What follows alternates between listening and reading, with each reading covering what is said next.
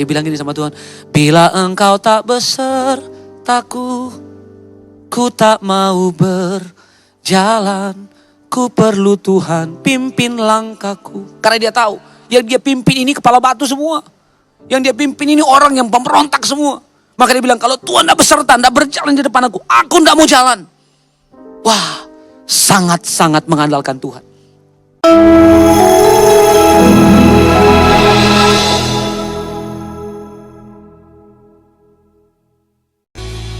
Ini yang menjadi doa dan pengakuan kami di hadapan Tuhan. Kami diperhadapkan dengan badai kehidupan. Kami diperhadapkan dengan masalah dan tantangan di depan kami. Dan kami harus berjuang, bukan menghadapinya dengan kekuatan kami. Tapi kami berjuang menghadapi dengan kekuatan Tuhan. Karena kami tidak mampu, kami tidak bisa mengandalkan kekuatan kami. Tuhan, sekali lagi di Healing Worship Night malam hari ini, mari sampaikan pesan-Mu, berbicara buat kami Tuhan. Sebab ada begitu banyak penghalang yang menghalangi kami untuk datang kepada Tuhan. Ada banyak penghalang yang menghalangi kami untuk berjumpa dengan Tuhan. Bahkan ada banyak penghalang yang menghalangi mujizat Tuhan tidak terjadi dan tidak bekerja dalam hidup kami. Biar kami mau dengar pesan ini. Dimanapun kami ada mendengarkan firman ini. Dimanapun kami ada menyembah hari ini. Kami tahu juga Tuhan ada di sana. Urapi hamba-Mu Tuhan. Sampaikan isi hati-Mu sekali lagi. Berbicaralah Engkau hari ini. Dalam nama Tuhan Yesus. Yang siap dengarkan firman Tuhan, sama-sama katakan. Amin, amin. Bapak Ibu, ada banyak yang menghalangi kita untuk kita melihat mujizat Tuhan yang terjadi dalam hidup kita. Itu sebabnya nyanyian ini sama-sama biar menjadi doa kita di hadapan Tuhan. Bahwa kita tidak mampu berjalan tanpa Tuhan. Kita tidak bisa bergerak dengan kekuatan kita sendiri. Kita perlu Tuhan. Sebab kita diperhadapkan, kekristenan kita hari-hari ini diperhadapkan dengan pertempuran yang begitu hebat, begitu luar biasa. Ya, di sosial media kita diperhadapkan dengan pertempuran. Rasanya tangan ini enggak enak kalau kita enggak balas makian orang kepada kita atau fitnahan orang terhadap kita, apalagi dunia kekristenan hari-hari ini. Ya, tapi Tuhan mau sampaikan pesan ini buat kita. Saya mencatat Bapak Ibu, ada 5 penghalang mujizat Tuhan bekerja dalam hidup kita. Nah, ada banyak sekali saya percaya penghalang-penghalang yang menghalangi kita. Tapi ada 5 poin penting yang saya catat hari ini. Yang boleh kita belajar sama-sama dan boleh kita tinggalkan. Yang pertama, yuk kita baca di Yakobus pasal 3 ayat 16 dikatakan gini. Sebab di mana ada iri hati dan mementingkan diri sendiri, di situ ada kekacauan dan segala macam perbuatan jahat. Yang pertama saya catat gini. Penghalang yang pertama itu iri hati. Nah, itu yang menghalangi kita untuk melihat mujizat Tuhan. Saya teringat dengan cerita waktu waktu Daud dan Raja Saul, mereka selesai bertempur mengalahkan musuh-musuh mereka.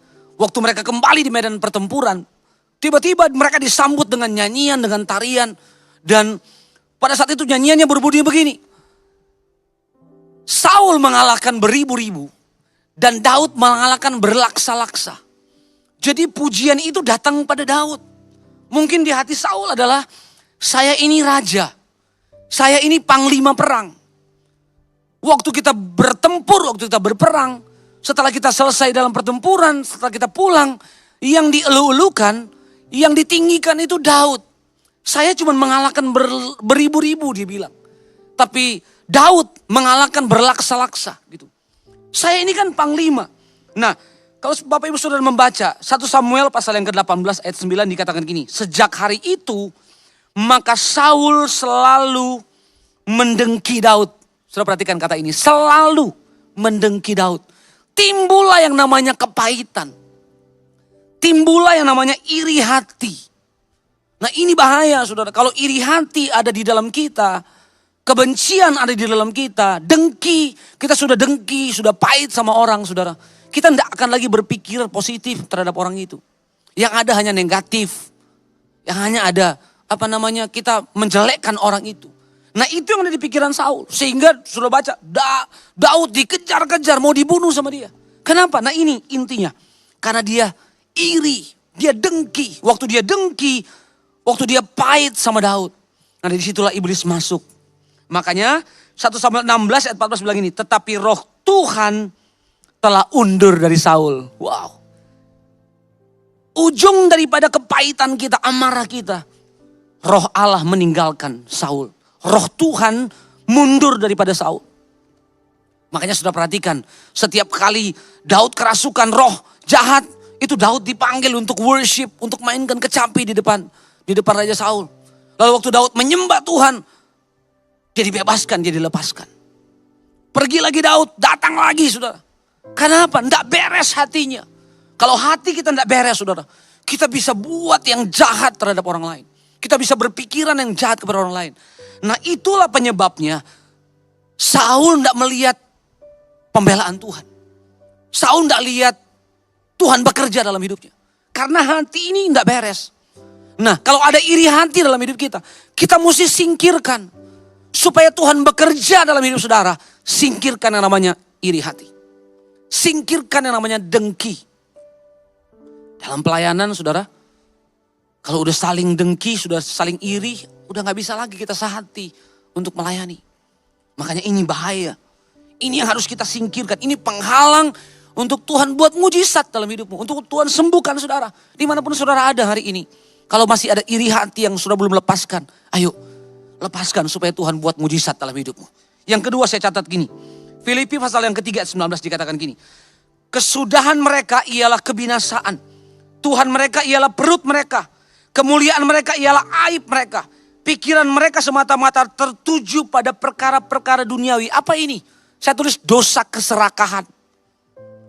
Orang serakah itu, aduh, ini paling bahaya saudara. Dia bisa menghalalkan segala cara untuk mendapatkan ini. Untuk mendapatkan sesuatu, untuk mendapatkan kekayaan. Memang kita masih hidup di dunia. Tapi gini, jangan hidup seperti cara orang dunia. Ini yang masalah. Cara dunia itu jahat sekali. Untuk mendapatkan sesuatu dia bisa lakukan berbagai macam cara. Supaya dia mendapatkan apa yang dia inginkan. Bahkan untuk menghilangkan nyawa orang sekalipun. Dia harus lakukan untuk mengejar yang namanya mimpi. Ini orang serakah namanya. Tidak puas dengan apa yang dia miliki. Tidak pernah puas dengan apa yang dia miliki. Mari kita belajar mencukupkan diri dalam segala hal. Gitu ya. Jangan marah kalau tetangga kita beli kulkas baru, mobil baru. Ya, jangan sampai sudah kita iri, kita sirik sama tetangga kita baru beli kulkas baru, kita beli lagi. Makanya saudara, pinjaman ojol makin naik. Pinjaman apa nih? Pinjaman online. Ya, pinjaman online makin naik saudara. Ini bahaya. Nanti kita terjerat. Saya saksi gini Bapak Ibu Saudara. 10 sampai 12 tahun yang lalu. Saya dengan istri gandengan tangan sama-sama untuk putuskan gini. Jangan pernah pinjam. Kalau dulu sama mama kita atau sama siapa. Namanya mau pinjam itu sama siapa aja. Nggak ada bahasa mama, adik, kakak. Yang namanya pinjam tetap pinjam. Dulu waduh butuh duit segini nih. Ma pinjam dulu ma. Cepet sekali dikasih. Ma pinjam dulu. Saya bilang boleh gak kita putuskan ini. Saya merasa seperti ini yang menghalangi kita. Untuk nggak melihat nggak melihat Tuhan bekerja lebih dahsyat lagi karena ada ini. Wow, sejak saya putuskan itu saudara, wow, bulan pertama, bulan kedua, tahun pertama itu susah sekali. Yang biasanya pinjam dulu, yang biasanya gerak cepat pinjam dulu, ini nggak boleh. Kita diproses, tapi saya bersyukur kita putuskan itu. Dan sampai hari ini, sampai detik ini saya mau bersyukur. Saya mau bilang, waktu kita putuskan yang namanya pinjam meminjam itu, Tuhan tidak pernah tinggalkan. Selalu dicukupkan Tuhan. Saya mau bilang gini, jangan ada dosa serakah dalam hidup kita. Sistem dunia tuh hemat pangkal kaya. Sistem kerajaan Allah semakin memberi, semakin diberkati. Semakin memberi, semakin diberkati Tuhan. Amin. Dan saya percaya ini, dosa ini kita mesti tanggalkan. Apa itu? Keserakahan. Yang ketiga, kesombongan. Nah ini yang paling bahaya. Amsal pasal 21 ayat 4 bilang gini. Mata yang congkak dan hati yang sombong, yang menjadi pelita orang fasik adalah dosa. Nah itu dua. Saya tulis juga Yesaya pasal 2 ayat 11. Manusia yang sombong akan direndahkan. Nah ingat baik. Manusia yang sombong akan direndahkan. Dan orang-orang yang angkuh akan ditundukkan. Dan hanya Tuhan sajalah yang maha tinggi pada hari itu. Wah. Sombong. Kita suka berpikir, saya mampu, saya bisa. Ini sombong sebetulnya. Saya bisa kok. Kita merasa kita mampu, kita merasa kita bisa. Sebetulnya ini dosa kesombongan. Sebetulnya kita mau datang kepada Tuhan, Tuhan tuh saya gak bisa. Kita mesti datang kepada Tuhan seperti orang-orang yang aduh. Sebetulnya kita bisa tapi Tuhan aku gak bisa tanpa Tuhan. Sebetulnya kita mampu tapi kita bilangin ini bicara tentang gini. Merendahkan hati di depan, menundukkan diri di depan Tuhan. Kita harusnya bisa tapi kita bilang Tuhan aku gak bisa. Makanya Musa waktu pimpin bangsa Israel. Dia bilang gini sama Tuhan. Boleh di G. Dia bilang gini sama Tuhan. Bila engkau tak besertaku, ku tak mau berjalan. Ku perlu Tuhan pimpin langkahku. Karena dia tahu. Yang dia pimpin ini kepala batu semua. Yang dia pimpin ini orang yang pemberontak semua. Maka dia bilang kalau Tuhan tidak beserta, tidak berjalan di depan aku tidak mau jalan. Wah, sangat-sangat mengandalkan Tuhan. Andalkan Tuhan dalam hidup kita.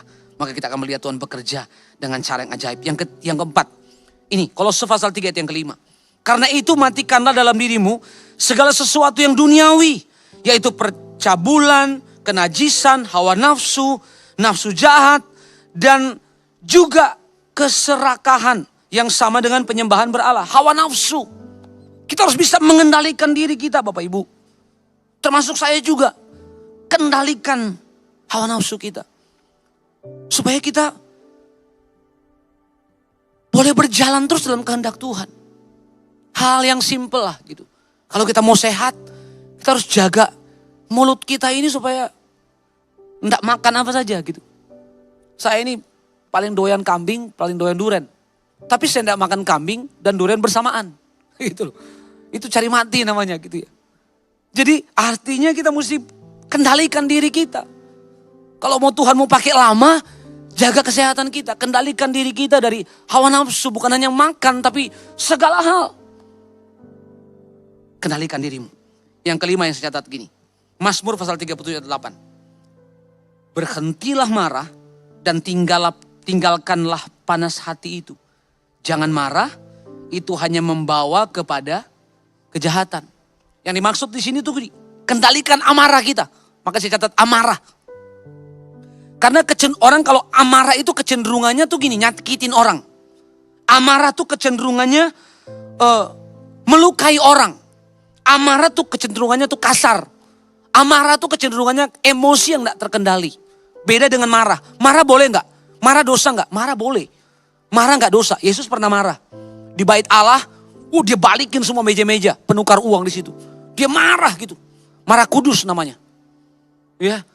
Marah kita kalau lihat orang buat dosa. Boleh itu. Ya. Marah kalau kita lihat orang tuh keluar dari firman Tuhan. Marah kalau kita lihat orang gak bisa kembali kepada Tuhan. Marah kudus boleh tuh. Itu orang tuh. Jadi marah boleh. Tapi gini, jangan marah-marah. Marah sama marah-marah tuh beda gitu. Apa-apa marah gitu.